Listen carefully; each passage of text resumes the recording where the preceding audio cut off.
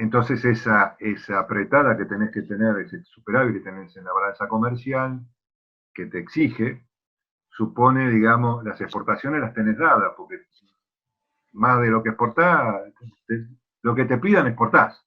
Nosotros podemos exportar todo lo que quieran, digamos. Podemos tener, en algunos casos, algún tema con el abastecimiento del mercado interno, que uno lo puede regular también eso, pero una de las cosas más importantes, que son aceite de soja, panes de soja, etcétera, acá no se consume.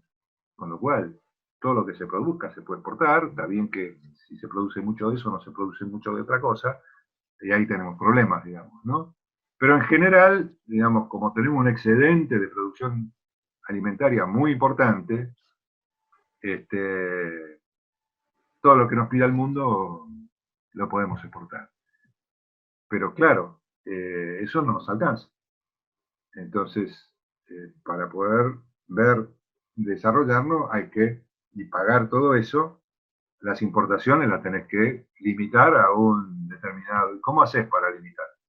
En general, el sistema lo que hace, este sistema mundo que nos tiene atrapados en esta vida, lo que hace es bajar el salario real para que se consuma menos. Y digamos, el peso de los alimentos. ¿Por qué aumentan mucho los alimentos? Porque el peso de los alimentos te hace que no puedas comprar industria. Entonces no tenés mercado de industria como para desarrollar una industria propia. O ciertos elementos de la industria propia porque tenés que tener mercado. Pero para tener mercado de la industria, los alimentos no pueden ocuparte todo el salario. En términos reales, digamos, ¿no? Esto viene desde Ricardo.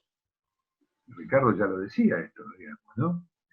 Emanuel, ahí cuando vimos el capítulo 7 de Ricardo, esto lo conversamos. Sí, señor.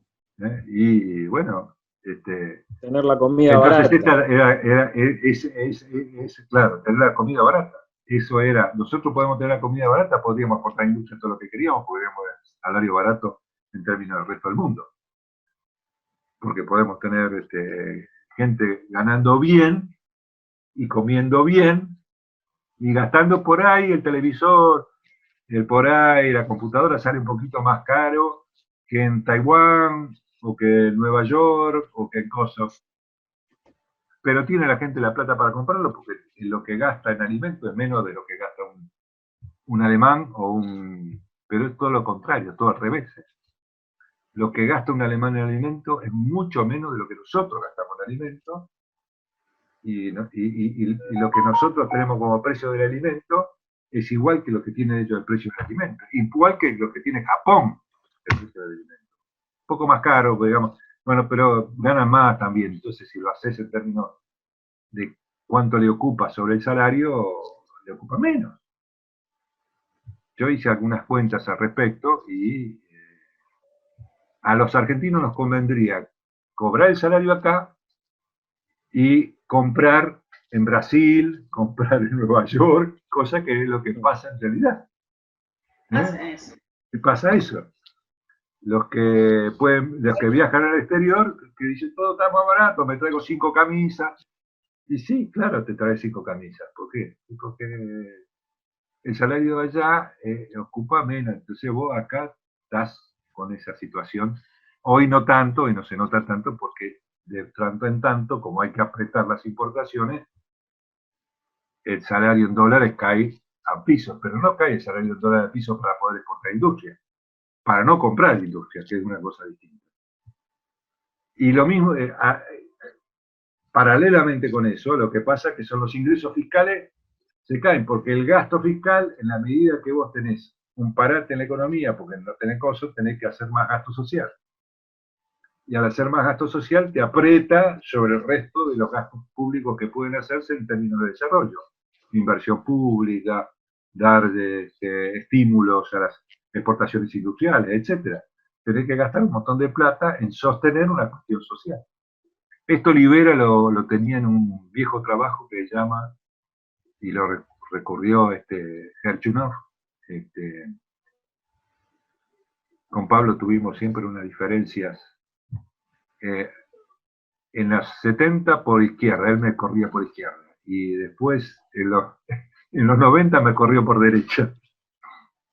Él es más famoso que yo, digamos, tiene mucha más fama que yo, porque siempre, aun cuando me corría por izquierda, también tenía más fama que yo económicamente, académicamente.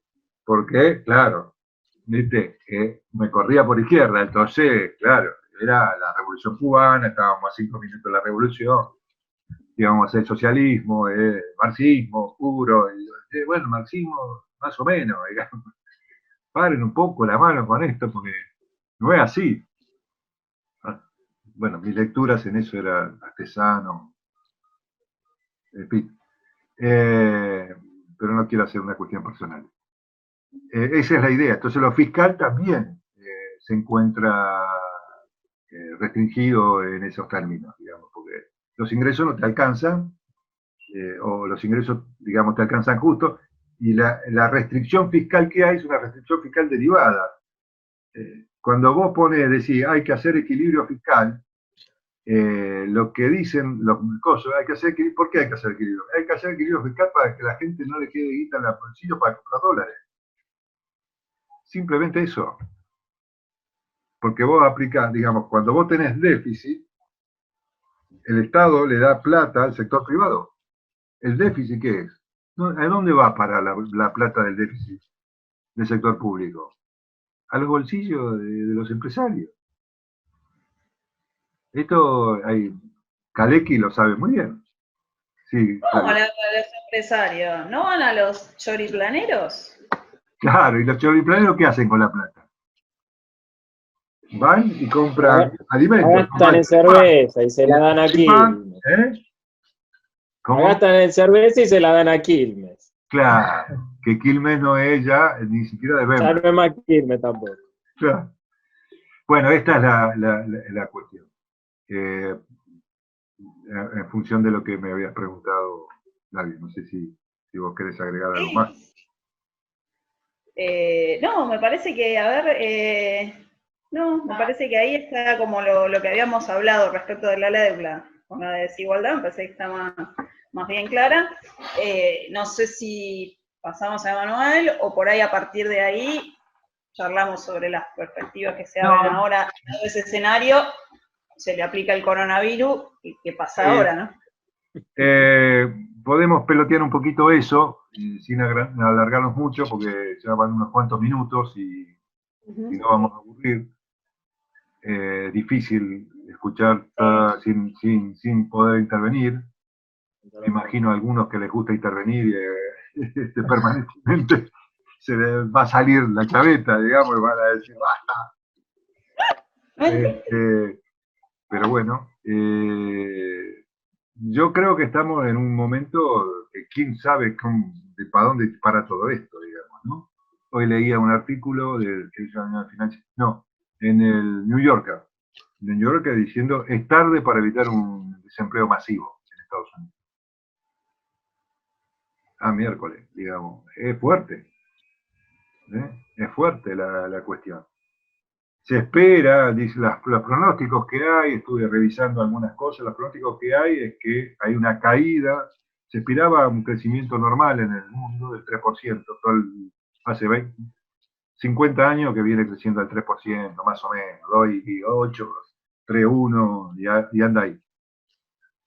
Calculado vaya a saber cómo, digamos. Pero bueno, supongamos, tomemos ese dato, digamos, que no tenemos nada mejor. No hay que creerle demasiado al dato. Pero lo que sí que están esperando es que se caiga eso, una caída fuerte de un punto, entre un punto y medio punto. Entonces va a ser la caída, va a ser un crecimiento del 1%, 2, entre 1 y 2. Y ya eso me parece demasiado. Ya a esta altura del partido, a menos que China arranque con todo ahora, después de levantar la cuarentena. Algunos sospechaban de que China ya empezó a arrancar con todo, pero China va a tener que ver dónde va a colocar lo que va a producir. Porque si lo coloca internamente, bueno, sí, el producto mundial va a aumentar, pero no va a aumentar el comercio internacional. Porque aumenta el comercio intra-China. Pero el resto de los países, si eso pasa, lo que cada uno de los países va a ser cada vez más proteccionista. Es decir, va a tender a equilibrar sus cuestiones sociales y políticas con políticas económicas más propias hacia sostener su propia economía, protegiéndola de alguna manera.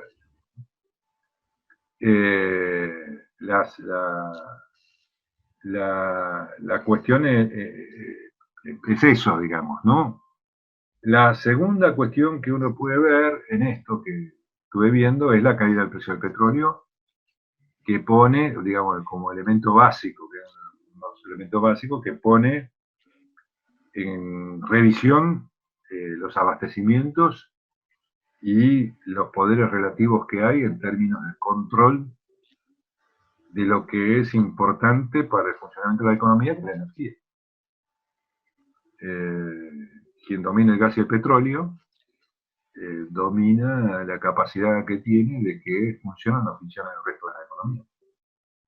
Y yo creo que Estados Unidos lo va a resolver, no creo que tenga muchos problemas, si bien ya los pozos no convencionales no es más negocio a $20 el barril de petróleo, 20 o 22 dólares, ha caído, hacía rato que no estaba en esta cuestión, digamos, y eso en Rusia y en Arabia Saudita pueden hacer pozos rentables, aunque el ingreso para Venezuela y para muchos países que producen petróleo, como Irán también, etcétera, los aprieta de maravilla, digamos, ¿no? Porque de 60 a 20 hay que exportar mucho más para tener el mismo ingreso. Y hay que producir mucho más para el mismo ingreso. Y alguien te los tiene que comprar. Y a menos que sea Estados Unidos, que te lo compra con dólares, el resto va a estar con problemas para comprar. Porque es que ahí también yo creo que viendo la economía de Estados Unidos, que es una de las que más tracciona, más allá de la de China también, hay que ver cómo resuelven ellos justamente este problema de empleo, porque puede ser que lo resuelvan justamente gastando en su economía interna en pagar salarios y no tanto importando, o sea, si van a preferir pagar más su barril de petróleo para dar trabajo, a lo mejor que comprar hacia afuera. O sea, puede ser que en ese sentido, estaba leyendo un poco una nota de Rapaport, que justamente mejor se empieza a tomar ese tipo de medidas, que es ver al mercado interno. Obviamente ellos, su mercado interno es su mercado interno, como el de China también, se pueden autoabastecer de petróleo y tienen, digamos, menos restricciones externas que las nuestras. Pero yo creo que va a tender a la economía mundial de los países a ver cómo resuelven el problema del trabajo. Porque este problema, digamos, social que se forma con este tipo de enfermedades, generan, más allá de problemas económicos, problemas sociales, de contención social, de cómo uno puede sostener una sociedad puertas adentro, que lo tenían resuelto bastante bien ellos, y hoy se empiezan a encontrar con eso. Manuel, te digo que en Estados Unidos van a desempleo. No tiene ningún problema. Es natural en la sociedad de Estados Unidos. Fíjate lo que pasó con el 2008-2009. Se fue la gente a vivir a Miami en unas casuchas, perdieron las casas, perdieron todo, muchos quedaron desempleados, hay varios testimonios al respecto.